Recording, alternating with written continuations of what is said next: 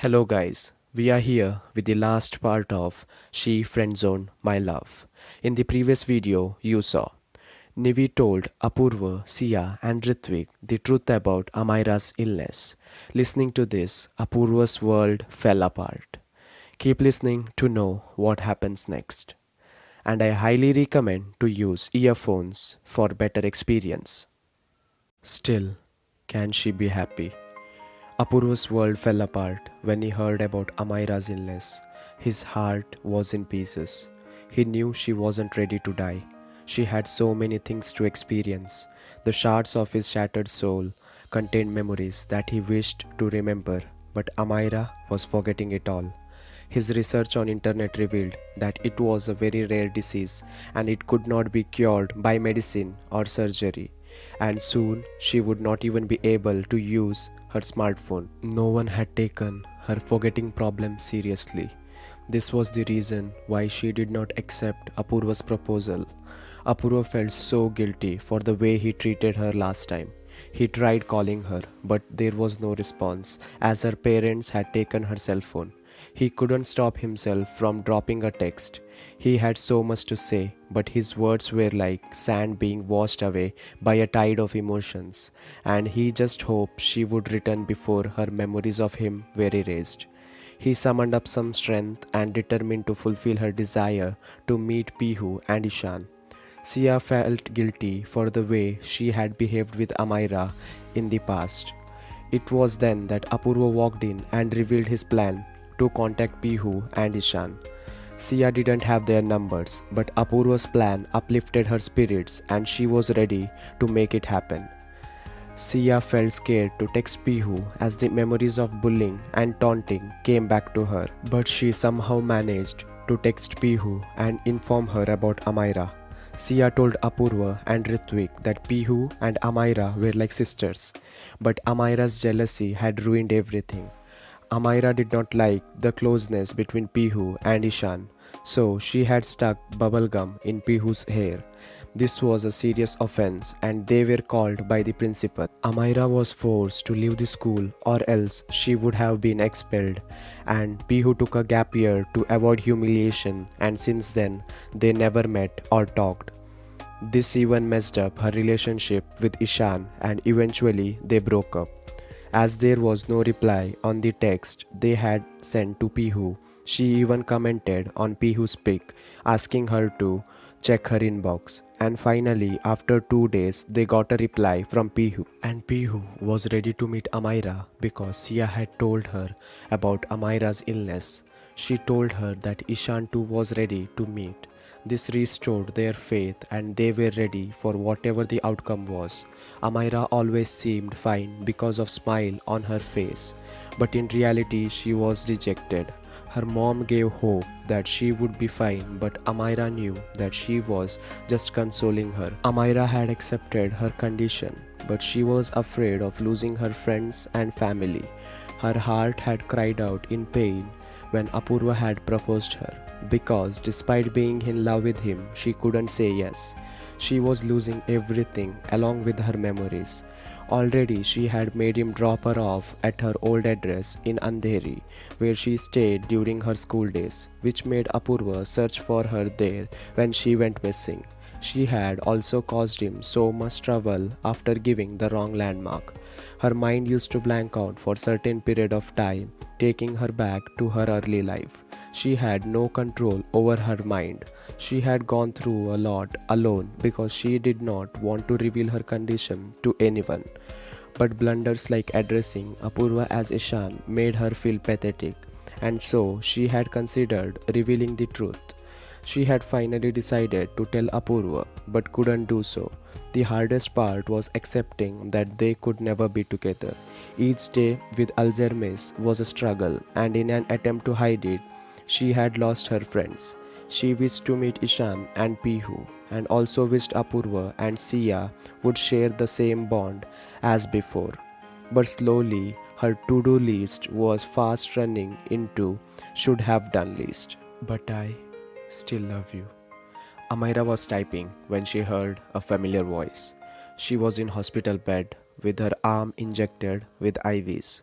Apurva entered the room and greeted her, but she stared at him with a blank face. Ritvik and Sia followed him. Amira smiled at Sia, ignoring Ritvik's presence. Sia looked at Amira and told her that they had a surprise for her. Sia then beckoned for Ishan and Pihu to step in. Amira couldn't believe that her wish was coming true. Pihu sat beside her and touched her cheek gently.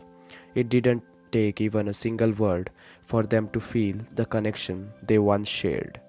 Amira apologized for the prank she had played when they were at school. In their talk, Amira said that she had moved to Warsaw that year, but Pihu ignored this and hugged her. Ishan stood back with the moist eyes, but when Amira saw him, he moved slowly towards her and sat before her. Amira's parents stepped outside to give them some privacy. Apurva felt uncomfortable when he saw Ishan being so close to her, but he stood there quietly as it was his own idea to fulfill all her wishes. Ishan and Pihu left after a while, and then Apurva finally spoke to Amira.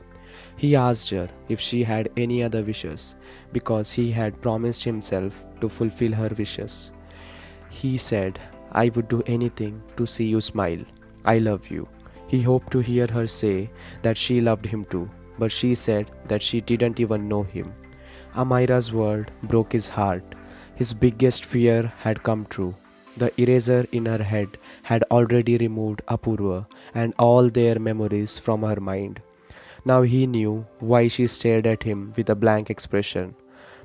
The nurse brought coffee for her and placed on her table. This scene reminded Apurva of their first meeting, and he snatched the coffee to take a sip, burning his tongue in the process. "Excuse me, that's mine." The words were the same. Back then, they had been strangers, and now, after so many days, they were strangers again. He was ready to relive every moment with her, but time separated them. He was moving ahead in time while she was moving backwards. 3 months later, everything had changed. Amira had lost all her memories. Her mom bathed her, dressed her, and loved her. Apurva somehow managed to visit Amira every day. His presence made Amira happy. Apurva had to change the college play at the last moment, and somehow Ritvik and Apurva had managed to convince Sia to play the lead role. The play was a hit, and the costumes designed by Sia were loved by everyone. Her parents finally felt proud about her. She had gained a new confidence. Apurva had even written a play on Amira's life. His perception had changed. He used his writing to make girls fall in love with him, and now his first play ended up being about a girl he loved more than anything else. The next day, Apurva got a call from Nivi saying that Amira was no more. Although he knew that he would have to face this eventually, he wasn't prepared. After all, she had left him all alone. Apurva was sitting with Ritvik and Sia when the call came. Apurva rushed to her house with teary eyes and a heavy heart. His body went cold when he saw her lying lifeless, covered in white sheets.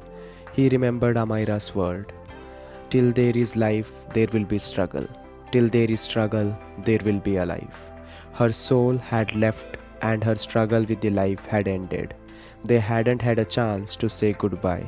Their love story would remain an unfinished book.